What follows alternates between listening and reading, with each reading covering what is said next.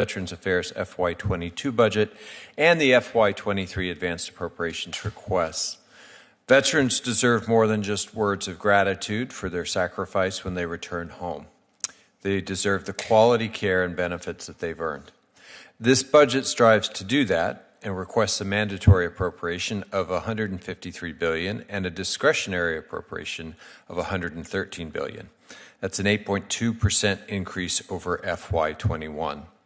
It also requests $156 billion mandatory advanced appropriation as well as $111 billion discretionary advanced appropriation just to support its medical programs in FY23. The cost of medical care continues to grow, and there are a lot of issues that we want to discuss this morning. We understand that VA's budget request is a bit complicated this year. The department's request reflects the direct and indirect costs of the pandemic, including addressing the increases in the disability claims backlog, as well as the provision of deferred care and increased mental health services.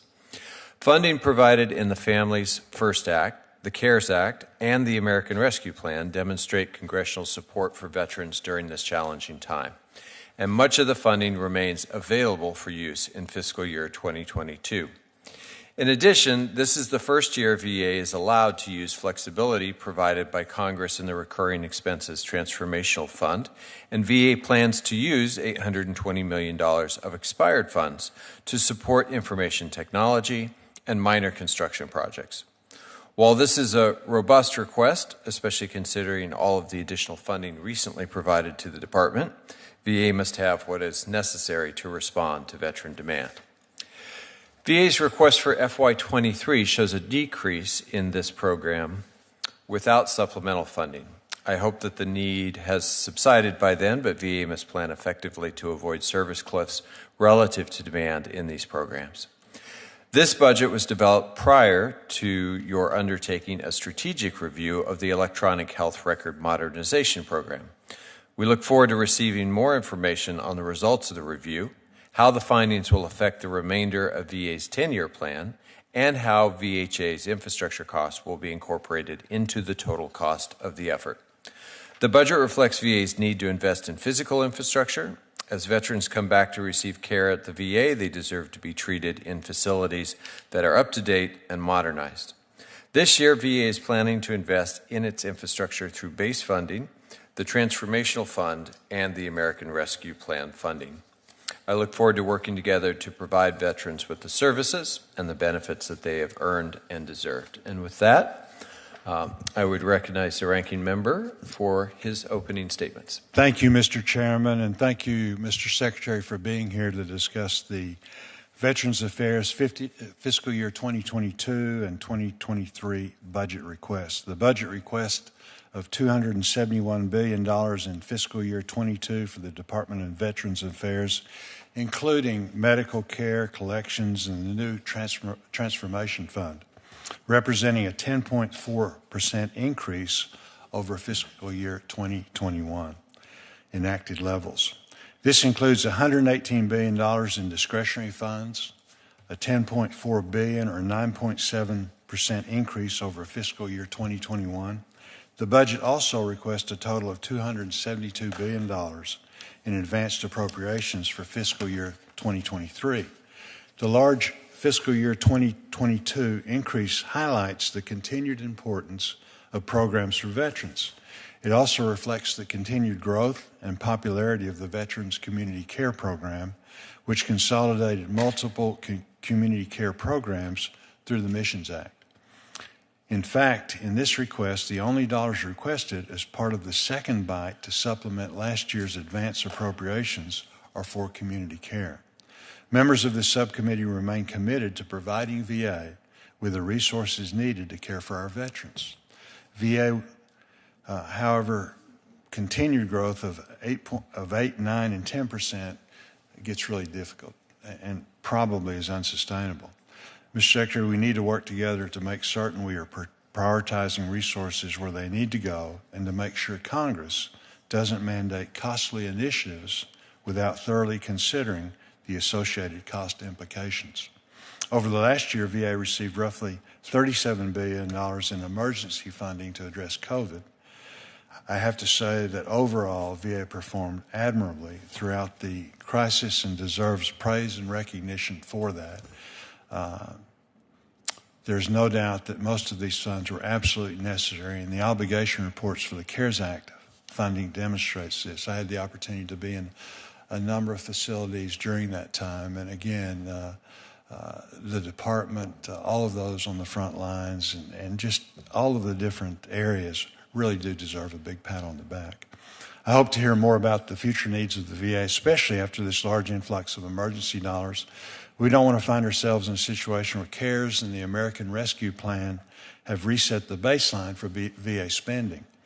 The budget requests $2.6 billion for electronic health modernization. Many of us on this committee have long advocated for single joint medical record that will follow a service member throughout their careers in the military and into their time as a veteran.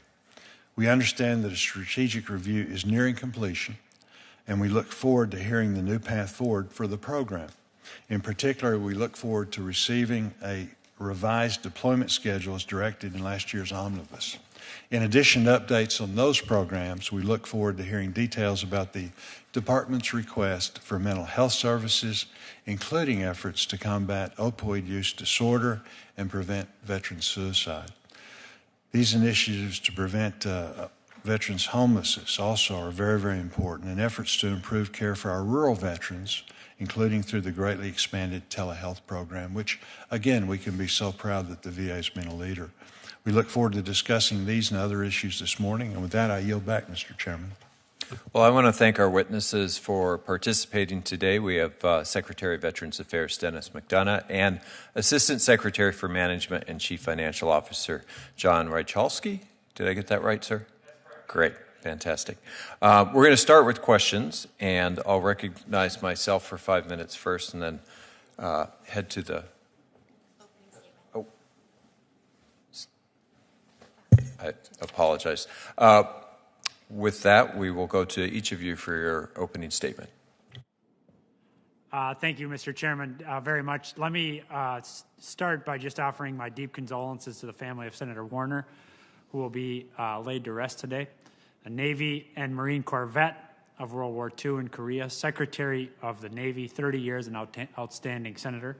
He was a true patriot, an iconic statesman who always did what he felt was right for his constituents and for America. We'll obviously all miss him. Chairman Heinrich, Ranking Member Bozeman, Senator Schatz, and Tester, thank you for the opportunity to testify today in support of the President's FY22 and FY23 budget request and for your steadfast support for veterans. I'm accompanied today, as the Chairman just said, by our Assistant Secretary for Management and Chief Financial Officer and proud Montanan, John Rychalski. Let me also acknowledge the veteran service organizations and our union partners, all of whom make us a stronger agency. Some good news. First, we've taken steps to reduce the backlog of claims caused by the pandemic. We ramped up scanning efforts to digitize federal records for claims processing and temporarily assigned VA personnel to the National Personnel Record Center to pull records for claims processing. Now, most of VA's requests for records are answered in 2 to 3 days. The number of pending VA-related record requests has dropped by 90% to pre-pandemic levels. Second, VBA rated our 1 millionth veteran disability claim 2 weeks ago, hitting this important milestone faster than in all but 1 year in VA history, notwithstanding the challenge posed by COVID. Third, VA has now vaccinated 3.4 million people with at least 1 dose, including veterans, family members, caregivers, employees, and members of other federal agencies. Last and most importantly, on May 24th, just a month ago, there were no COVID-related deaths in any VA facility for the first time in 448 days, since March 18th, 2020. These positive outcomes are a direct result of 2 factors: resources, which you've been critical in providing, and caring, compassionate people. Let me tell you about one such outcome. At the height of the pandemic, Marine veteran Michael Novielli developed fatigue, aches, and a fever. He never, quote, felt this sick in his whole life, and his diagnosis was exactly what he feared. Like millions of other Americans, he had contracted COVID-19. After 4 days at Northport VA Medical Center, Michael was well enough to be discharged, but we placed him on our VA telehealth program to monitor his symptoms. That decision likely saved his life. He shared his temperature, oxygen levels, and heart rate every day for 2 weeks via telehealth. Then his VA nurse, Marjorie Rogers, noticed something unusual in his heart rate. She called him and told him to go to the emergency room immediately, where he was diagnosed with pneumonia, admitted for another 2 weeks. Marjorie saved my life, he said. If I wasn't on telehealth, I would have stayed home with pneumonia. And Michael will be the first to tell you that would have been, or could have been, disastrous. Now, that's the kind of experience every single veteran deserves at VA. VA people are the ones who cared for Michael. They are the ones who risked their lives to serve veterans during the pandemic, and they're the ones who made 0 COVID deaths on May 24th possible. But VA employees will also tell you that their life-saving work is not possible without the resources they need. That's why this budget request is critical. The FY22 budget request will ensure VA can provide care and services to veterans, their families, caregivers, and survivors, and to other Americans, such as the 488 non-veterans treated at VA facilities as pandemic-related humanitarian missions, including citizens from Arkansas, Arizona, and Texas, among others. These resources will be put to good use, empowering our department to fulfill President Biden's charter for me to fight like hell for our vets. The budget ensures we can continue the growth and success of our caregiver support program by fully integrating families and caregivers into the care plans of the veterans they love, continuing to implement Mission Act expansion of our program of comprehensive assistance to all generations of eligible veterans, and supporting the training of over 1,900 field-based staff. The budget provides needed funding for women veterans. The number of women using VA healthcare has more than tripled since 2001, and this budget funds recruiting and hiring for women's healthcare providers, improving access to reproductive health services, and emergency services. The budget allows us to continue our success in reducing veterans' homelessness, building on the success of the last decade during which we decreased veteran homelessness by 50%. And this budget allows us to provide strong, sustainable, high-quality direct care to our veterans at a time when they need it most. Community care, as Senator Bozeman said, and direct care are both important, and care in both contexts is rising dramatically as pandemic ebbs and veterans return to VA for care. And while both are growing, care in the community is rising at a faster rate than direct care. Veterans need and deserve a thriving direct care system for generations to come because it provides high-quality, evidence-based, integrated care tailored to their unique needs. Beyond that, our nation depends on the research, innovation, and medical education components of VA direct care, as well as an effective backstop to our country's healthcare system, VA's fourth mission, that has been critically important during this pandemic, as well as multiple other national disasters. That's not all these budget resources will do. They'll fund mental health and suicide prevention initiatives, address major deficits in construction, physical information technology infrastructure, continue our electronic health record modernization, address issues of veterans' environmental exposures, and continue to ensure VA is always a place where diversity, equity, and inclusion are valued and sought. In short, this proposed budget allows us to deliver high-quality whole health care and benefits to our veterans, and it does so in large part by enabling the work of great people like those who cared for Michael Novielli. I commit to using these appropriated resources responsibly and transparently in close consultation with you and getting greatest value out of every dollar. Mr. Chairman, Ranking Member Bozeman, other members of the committee, I thank you for the opportunity to appear before you today, and I look forward to your questions. Well, I want to thank you both, and the FY22 request and the FY23 advance appropriations request, Mr. Secretary, are record levels coming on top of a record FY21 appropriation and significant supplemental funding. The pandemic provided unique challenges to projecting where veterans will demand those services. For instance, through transfers and the second bite, VA is significantly increasing resources to meet community care demand in FY22, yet this budget assumes a decrease in demand in FY23. So what is the VA's vision for the right balance between in-house and community care going into the future? And is the medical community care request in 23 the right number? Thank you very much. Thank you very much, Chairman. We've been talking with all of you and with your teams as well as within the agency about the right balance. We are driven first and foremost by the requirement in statute that we make decision based on best outcome for veterans. That's also the commitment I've made to the Senate in the context of my confirmation, which is every decision I'll make will be based on increasing access and improving outcomes for veterans. So first and foremost, we'll make a determination based on what is medically best for our veterans. Second, I happen to believe, and I think the data shows, that veterans in our care do better than veterans not in our care. So I think it's very important that we maintain a sustainably funded whole healthcare system in VA with the full range of specialties that our vets have demanded over time, and with care provided by providers who have particular understanding of the challenges facing vets. The fact is, however, that particularly in highly rural areas, our vets will continue to be dependent on the community as well. And this is something I've talked at length with many members of this body about, and traveled to see the impacts of our partnership with the community.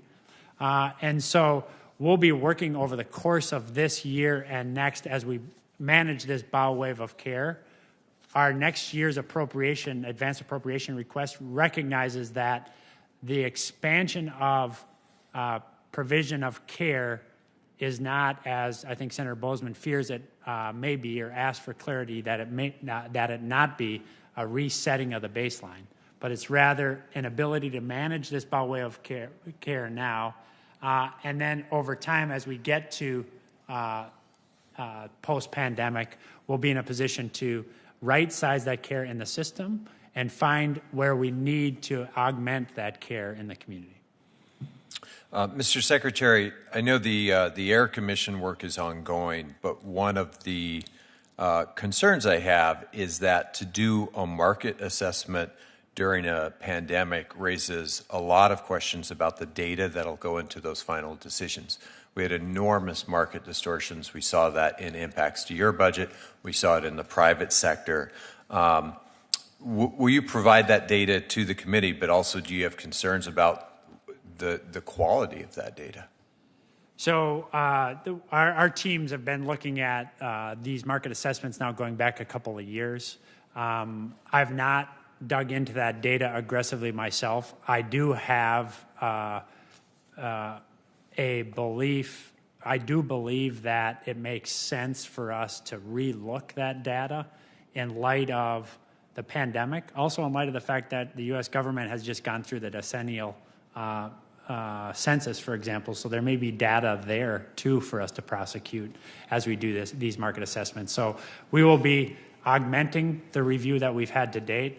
We are also committed, I've made this commitment in other public hearings that I reiterated here, to provide you that information for you to make your own decisions about this. I think it's only right that we make decisions like this with such import for the national interest in the light of public day, or in public light. and that's what we intend to do. So I'd be more than happy to make sure that we get the committee that information. Great. I look forward to taking a look at that, and I have concerns given what a unique year it is to make very long-term impactful decisions based on data in what may be a year that is a complete anomaly. With that, we'll go to the ranking member for his questions.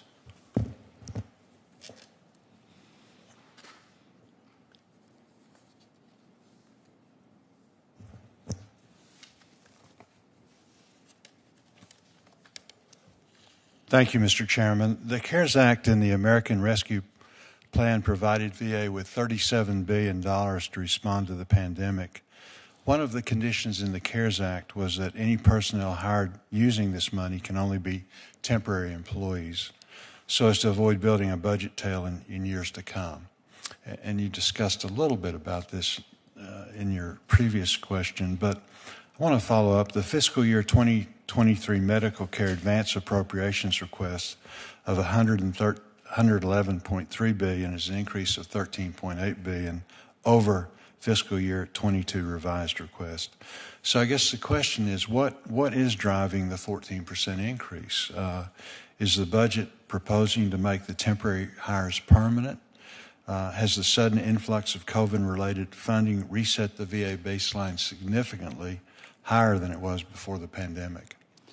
Yeah, we don't. I'll ask John to pile in on some additional specifics on this, Senator Bozeman. But we don't seek to reset the baseline. We're seeking to manage both a strong pandemic response, which the CARES allows us to do, and then ARP really allows us to sustain that response, which is going to need to be sustained through this year because of this bow wave of care, and supports recovery.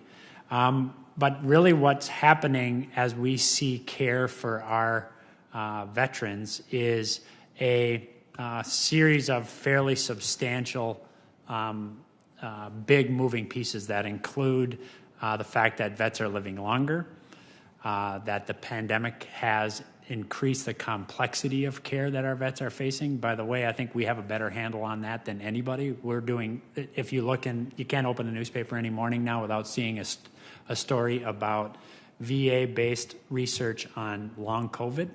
And to be honest with you, no other system is doing that. We are doing that thanks to your support. We have a particularly soft economy right now, and historically what we know in soft economies is that vets who are reliant on employer-provided care until now are relying on their care for us.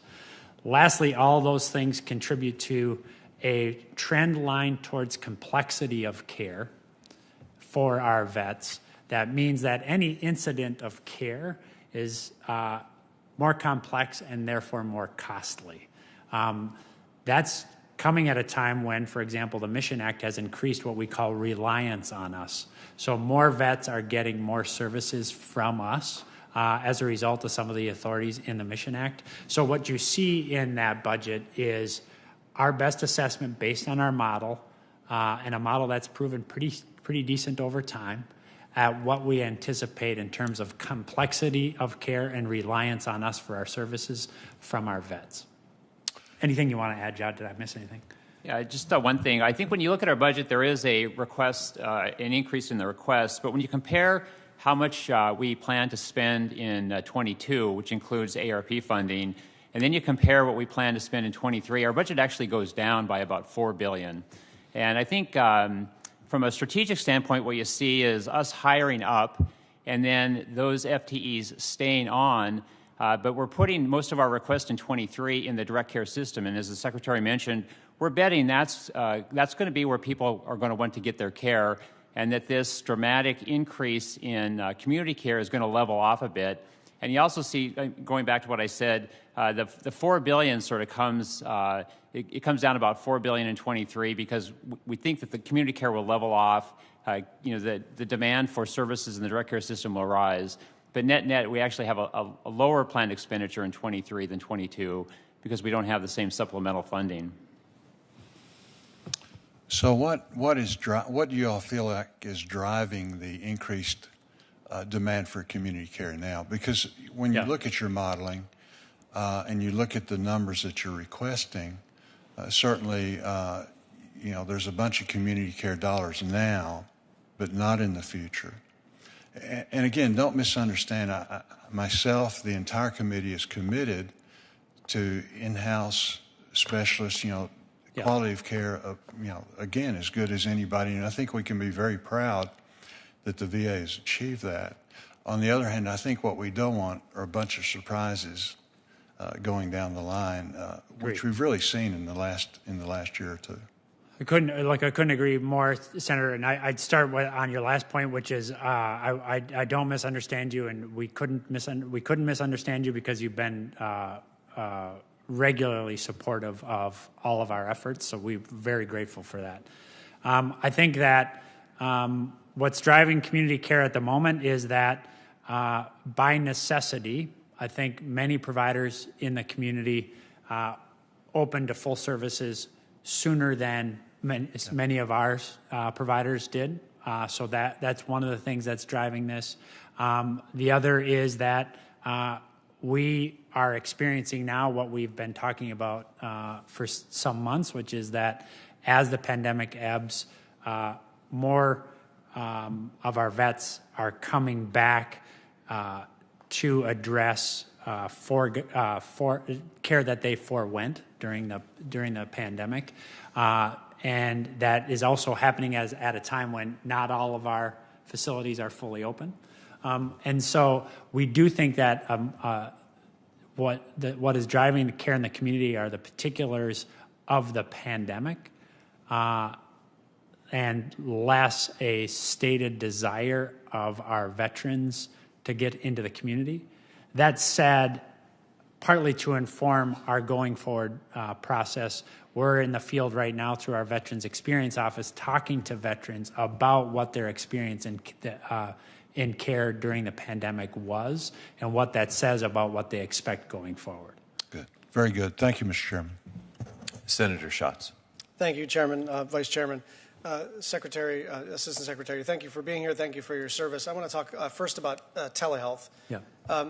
Obviously, VA's made tremendous strides in telehealth, as has the private sector, Medicare, Medicaid, DOD. It's happening everywhere. The specific question I have to start is, to what extent are any of the expansions of telehealth services dependent on or precipitated by the pandemic and likely to snap back to the Stone Ages when the pandemic is over, or are there plans in place to not only institutionalize all these expansions of services, but to expand them? Yeah, so bottom line is that we have, let me just give you some numbers around the expansion. Basically, we estimated at about an 1,800% increase in video visits from VA to home, going from about 10,500 visits in the first week of March 2020 to 220,000 or almost 230,000 visits at the end of February of this year. So the numbers are a dramatic expansion. Another way to look at it is halfway through this year, nearly 2 million vets this fiscal year have had one or more episodes of video care through our Vets Video Connect program. So that tells us that there's massive demand. We're institutionalizing that, as you say. We want to maintain it because it is ease of access for vets who don't need to be seen in person. We see a large degree of satisfaction from our vets.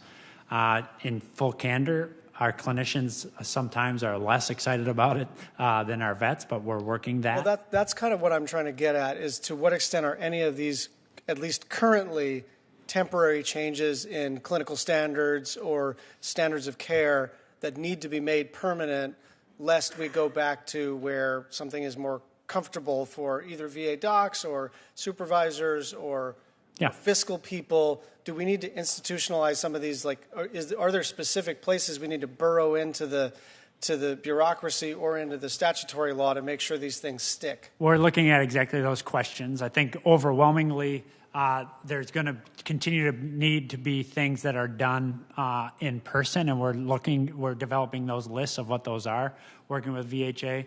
But I think as a system, we recognize the huge efficiency gains and huge satisfaction gains, which come from the fact that vets are spending less time traveling to our facilities while getting good care. And so we have a bias toward institutionalizing, but we're going to let the data drive that too. So we'll be more than happy to stay in close touch with you on that. Okay, I think I'll send a QFR on this Good. so that we can get a little bit deeper fidelity on Fair enough. what changes you need to make and how we can be supportive of it, because I've just seen in private pay and Medicare, there's going to be a tendency to want to snap back to pre-pandemic time, and I just think there's going to be a patient revolt. If 10 years ago, if you told someone to interact with their clinician via their iPhone, it would be an insult. And now, if you can't do that, it's an insult. And so I just think we're underestimating the extent to which people are going to freak out in 18 months if something that was fantastic and available is suddenly not. And we want to help you to make sure it's all permanent. I agree with that, and I don't want to waste any more of your time, but I just make this point, which is we have such demand for mental health care. And like everybody else in our healthcare system at large, at such a position of competing for providers, we get a not insignificant marginal gain of access through using video platforms, that it would be foolhardy to walk away from that. And there's at least anecdotal evidence among veterans that accessing mental health services via telemedicine can sort of overcome or circumvent the stigma. No doubt. And so it's all to the good. We just want to help you to make it permanent. Final question. When we spoke in January, I mentioned the veterans on Hawaii Island are still waiting for VA to break ground on the new outpatient clinic in Hilo, Yes. Hawaii. Can you please give me an update? Yeah, so we have an interim lease fix in place. The permanent lease is taking far too long, both in Hilo but across the board. So we're looking at that systematically. The interim lease is in place, and I think we're in a position now to execute against that interim lease as we try to push on the permanent lease, which is now about 9 months delayed. So we're staying on top of it. Thank you. Senator Hoeven. Thank you, Mr. Chairman. Secretary McDonough, it's good to see you again. Nice to see you. For all that work you did as Chief of Staff, and good to see you in your new role. Congratulations on that. Thank you. Appreciate the opportunity to work with you again. Thanks for being here today to both of you. One of the things that I've been working on for a long time is, and we've included language in a number of the bills that we passed, the VA Emissions Act and a number of the other veterans bills that we passed. If a nursing home takes Medicaid or Medicare reimbursement, they have a set of standards and inspections that they have to meet. But if they take VA reimbursement, then they have additional standards they have to meet. So they end up with multiple inspections and additional regulations. As a result, only about 20% of the nursing homes in the country take VA reimbursement for long-term care. That makes a huge difference to our veterans because qualifying veterans can actually draw on the VA benefit without having to expend all their assets, unlike Medicaid, for example, where they would have to first dissipate their assets down to a standard test and varies a little bit by state. So for qualifying veterans, this is a big deal. Now, about 20% of the nursing homes do take VA care or VA reimbursement, but a lot don't for that reason. And so we're trying to work with you and with labor and with HHS to get these veteran care agreements simplified so that these nursing homes will take veterans with VA reimbursement because of like I say, the asset test. And so I would ask for your help, and we've just hit a number of different challenges. Sometimes the VA tells us, well, those additional requirements and those additional inspections we're just trying to take care of veterans and we're just trying to protect the veterans. Well, that almost kind of makes the assumption that HHS and states aren't taking care of other seniors. So, that doesn't really seem to fly. It really is a red tape problem. And so if we could work with you to streamline that so that if a nursing home meets all the requirements for Medicare or Medicaid, then they shouldn't have additional set of requirements for VA reimbursement. So that's the issue, and I would ask for your help on it. Thank you, Senator.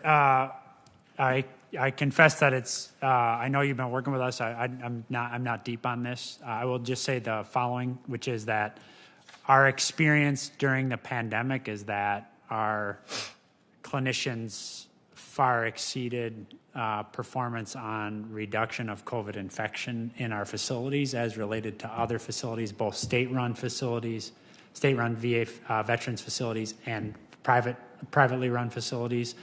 So I think there's a lot of work that we've done in this space, but I'd be more than happy to take this and commit to work with you on it. Yeah, and the key is access, because you may have loved ones that have to travel a distance if they can't get their loved one in a nursing home close. Yeah. And this is not just a North Dakota problem. This is a nationwide, that stat I have cited as a nationwide stat. Hyperbaric oxygen therapy, HBOT. The veterans really feel that this is important to them, particularly for PTS. And we've got a pilot program going. There's a number of locations, including the VA Center in Fargo, which is a high-quality, outstanding center, serves a lot of North Dakota, but a lot of Minnesota, too. But are you committed to making sure that our veterans can get access to HBOT? Yeah, well, we're running that pilot currently. I just asked for an update on it yesterday. It runs, as you know, through this fiscal year. So we're absolutely committed to making sure that we run this through. We get a high-quality review of this, and then, as we've assured you, we will make the decisions based on that. So I'll be more than happy to do that and stay in close touch with you. Yeah, we'd like to work with you on that, too. We've talked to so many veterans that really swear by it, and so I think this is going to be something, and not just veterans, as you know, for concussions and other things as well.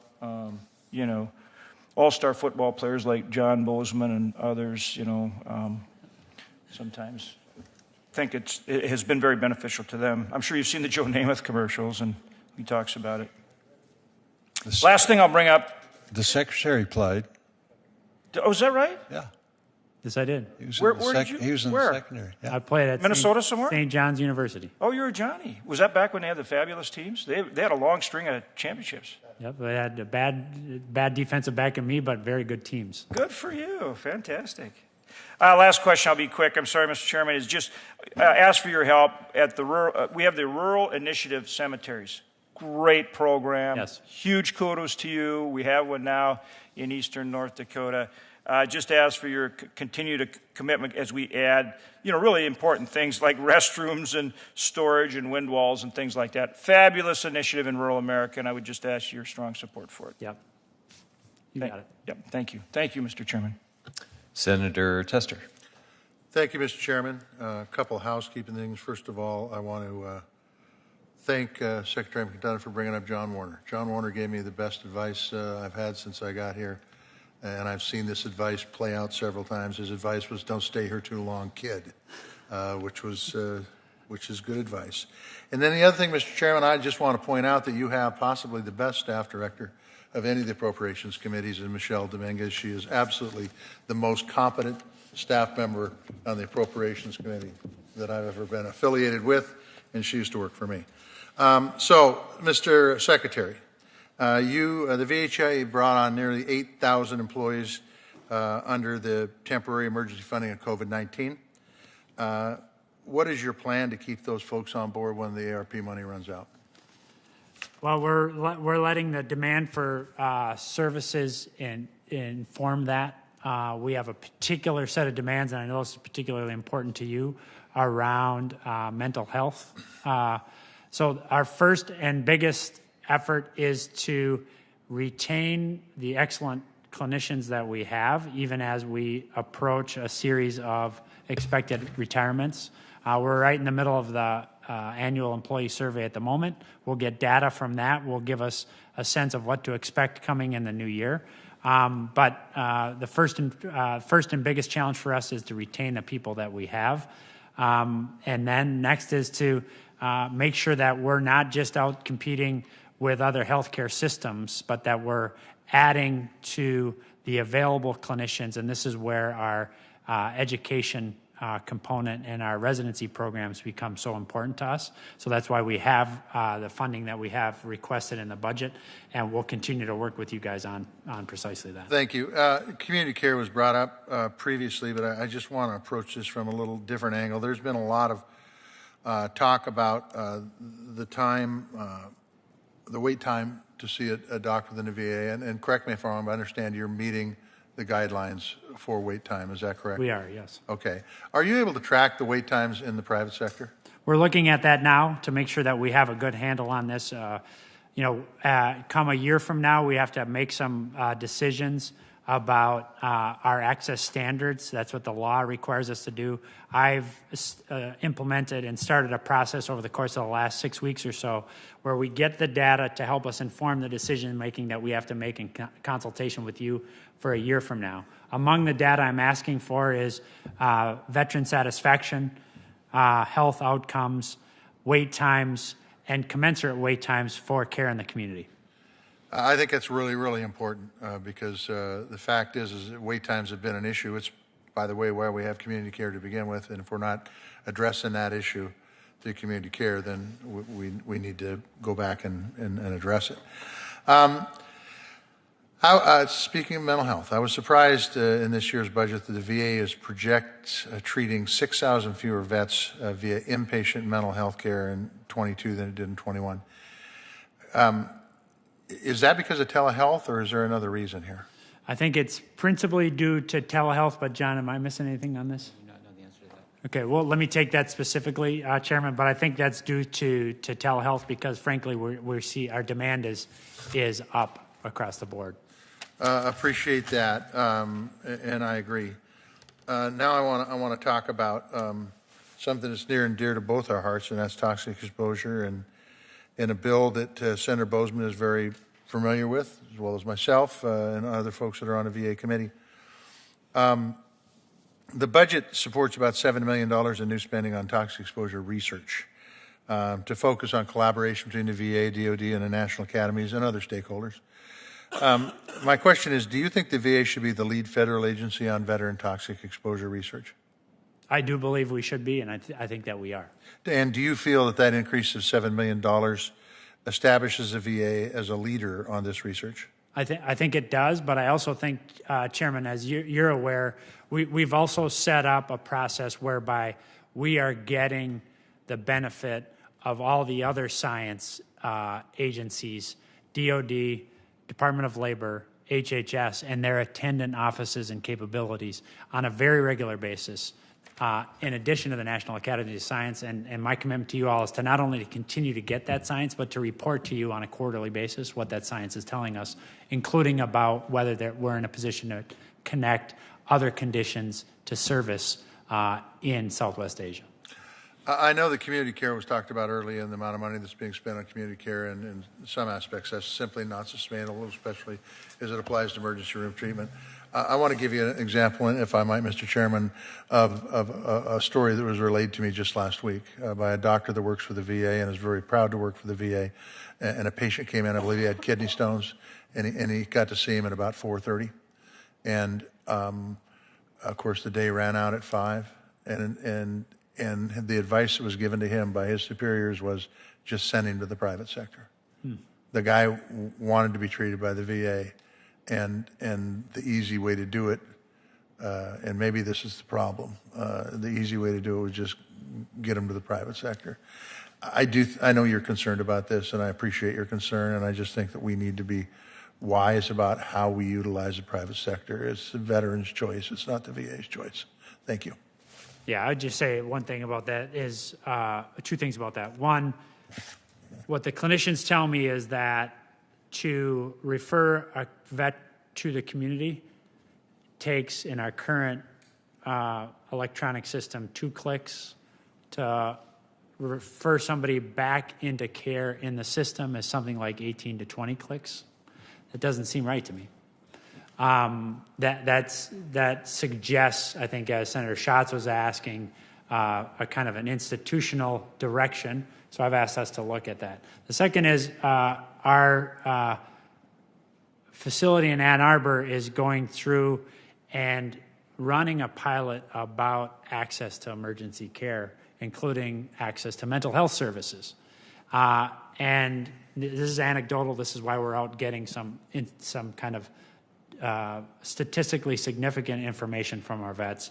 But the anecdote there was our hospital administrator told me is that when she invited vets back into care in the system, they all asked, three of them said to her, I'm grateful that you asked, and I was wondered why you pushed me into the community in the first instance. And so I don't know that anecdote adds up to something statistically significant, but I want to make sure that we're giving the vet and the clinician the opportunity to make the best, what the statute requires, the best possible outcome for the vet deciding this. That requires us meeting our wait times, but it also requires us making sure that we don't tilt the record. Thank you. Senator Baldwin. Thank you, Mr. Chairman, and welcome, Secretary McDonough. I know that when we spoke earlier this year, that we talked a bit about bipartisan legislation that I had sponsored, the Jason Simkoski Memorial and Promise Act. Jason's Law. Jason's Law. And it was signed into law in 2016.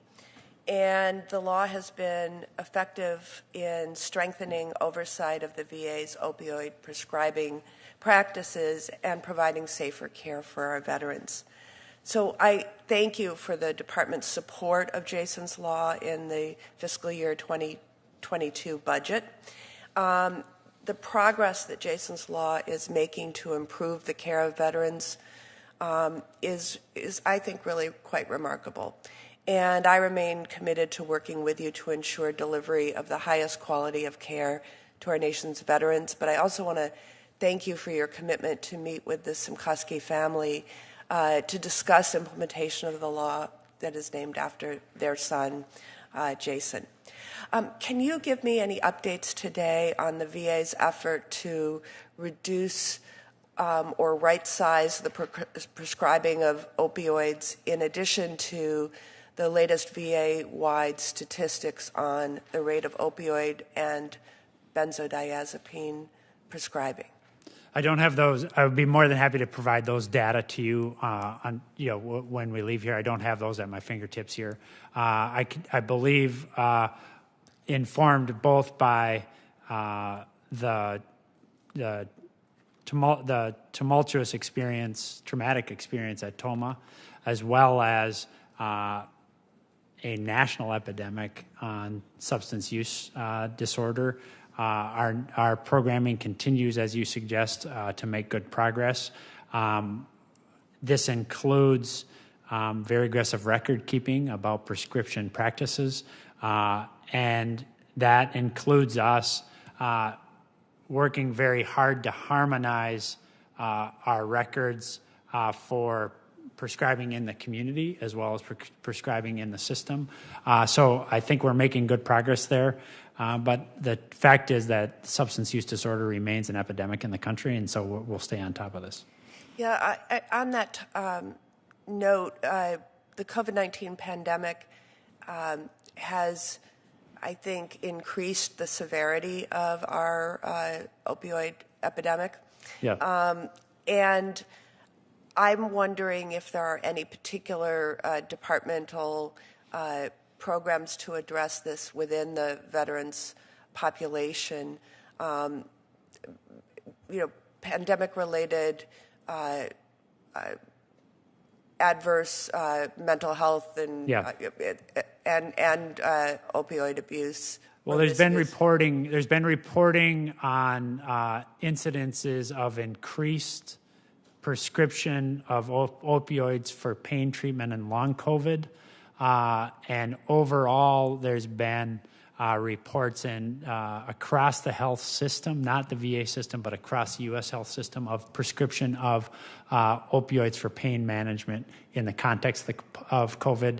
In reaction to those stories, we went back in VHA to look at prescribing practices. We don't see that currently in our system. We have looked at that and we'll stay on top of that for the obvious reasons. But it also goes to the point that I think the budget request also goes to, which is the research capacity that you enable through the budget at VA is incredibly important. Nobody is doing as much research right now on long COVID as we are. That's facilitated by how we aggregate data, and that will be improved even greater when we get this electronic health record on track. But it also speaks to the fact that that's a fundamental capacity we need in-house and that we need to make sure that we sustain over time. And we are using that expressly on substance use disorder and watching it very closely. And we'll, obviously, we know of your personal interest in this. We'll stay in close touch with you on it. Thank you very much, Mr. Secretary. I have run out of time. I will submit 2 additional questions for the record, one pertaining to K2 veterans and exposures, and the other dealing with partnerships between the VA and our county or tribal veterans service officers to make veterans in local communities aware of the full array of services that they might be eligible for. I just, at the risk of going over, we have the annual Tribal Nations Summit at the White House in this fall. This is one of the things that we're trying to develop more robustly in anticipation of that.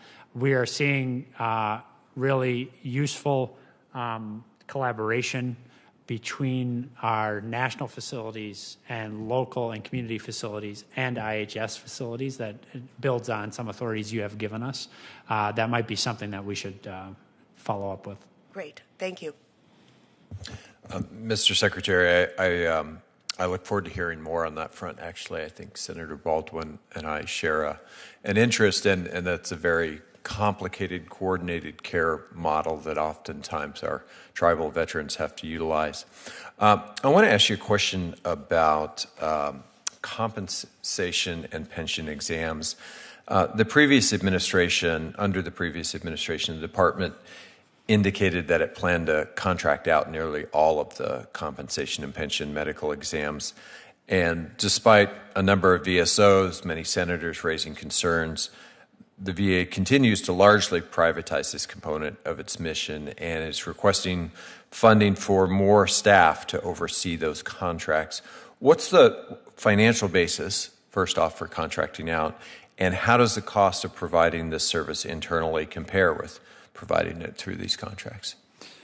Yeah, so first and foremost, we have a significant backlog at the moment.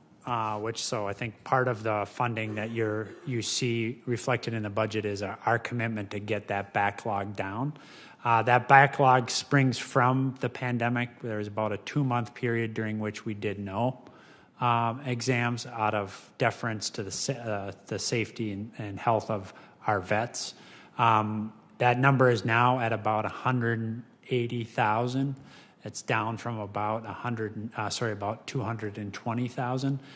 So I don't have the dollar for dollar comparison, but I will get that for you and submit that. But I think you are right that we continue to rely a great deal on contracted CMP exams, but we've cranked up volume on 2 other ways to administer the exams. One is in the system. This is out of a collaboration among Dr. Stone at VHA and Tom Murphy at VBA, where VHA is now providing additional in-system CMP exams. That does come at expense of at the cost of other services that VHA is providing. So we're looking closely at that and tracking that closely to make sure that that doesn't tip in the wrong direction. And then we're providing CMP exams through video and telehealth. And so that also increases demand on our in-house practitioners. But I think it's really important that we that we get that backlog down. So that's what's reflected in the budget. As to the specific dollar for dollar comparison, let us make that, and we'll get that back to you. Unless you have that off the top of your head. Okay. Great. No, I appreciate that.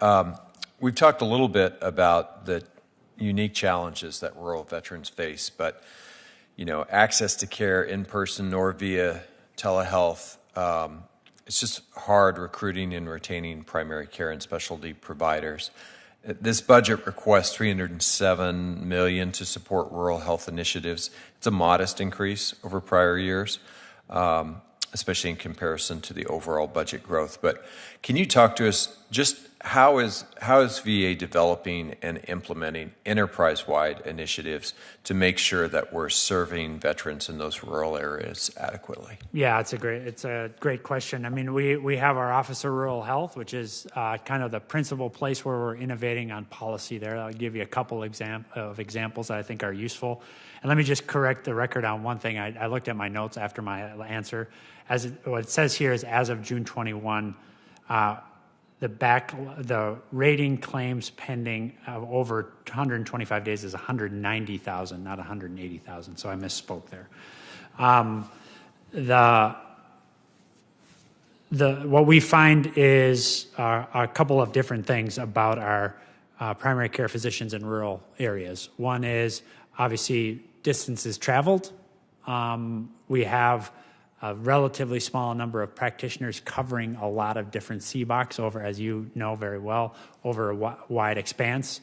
We're trying to address that by increasing the number of practitioners. You have some isolation, professional isolation, where it may be a very vibrant, I know this doesn't happen with my colleagues who work with me, but sometimes you work with a colleague who happens to be, or colleagues who happen to be very smart, very engaging, gives you opportunities to grow.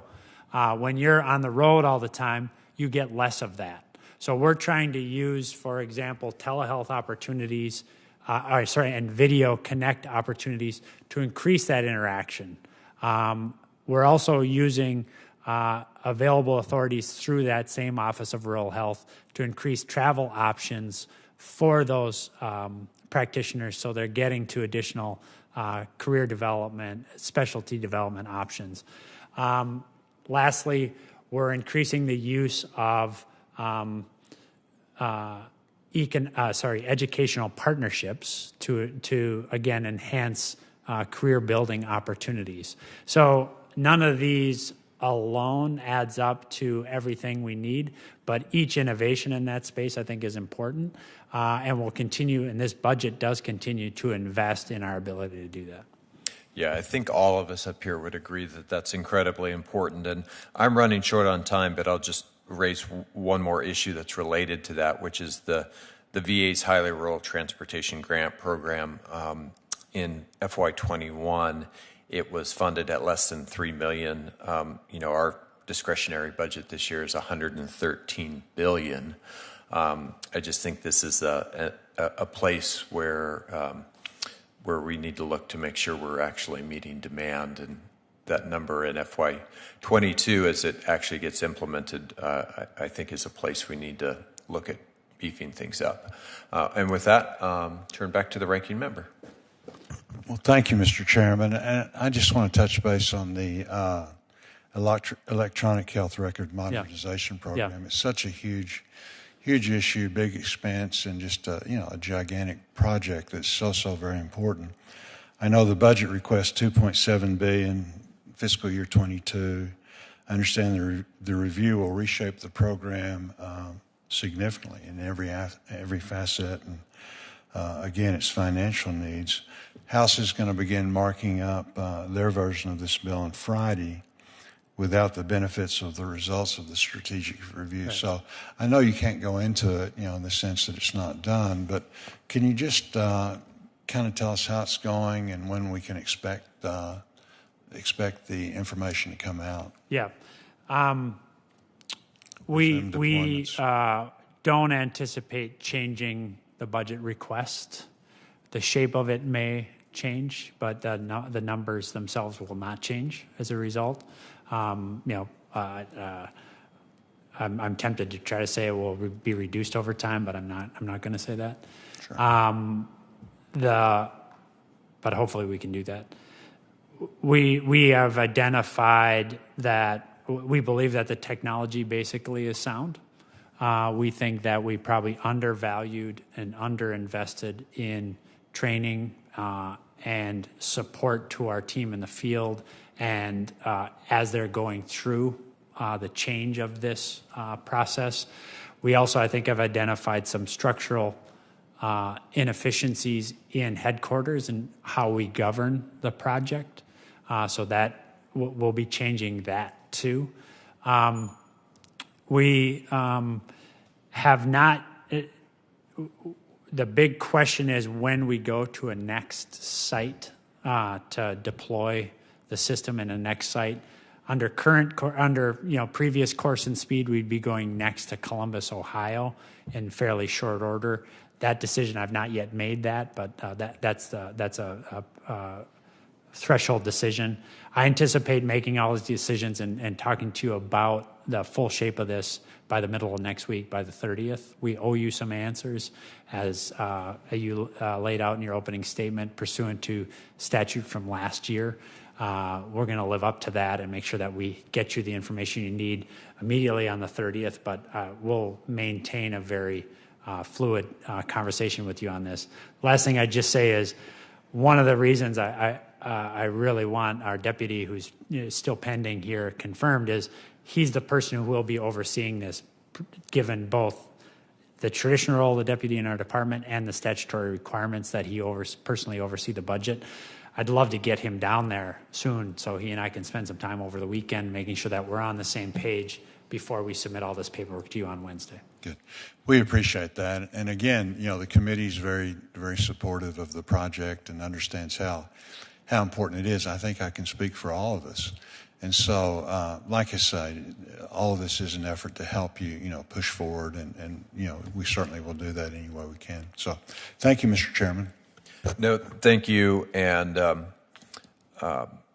thanks to Secretary McDonough and Mr. Rychalski and all of our senators for participating in today's hearing. I think we all look forward to working together to make sure we provide the resources for the VA to be able to do its job and do its job at the best possible quality. Finally, I'll keep the hearing record open for a week. Any committee members who would like to submit written questions for the record should do so by 5:00 p.m. Wednesday, June the 30th. And we very much appreciate the department responding to them in a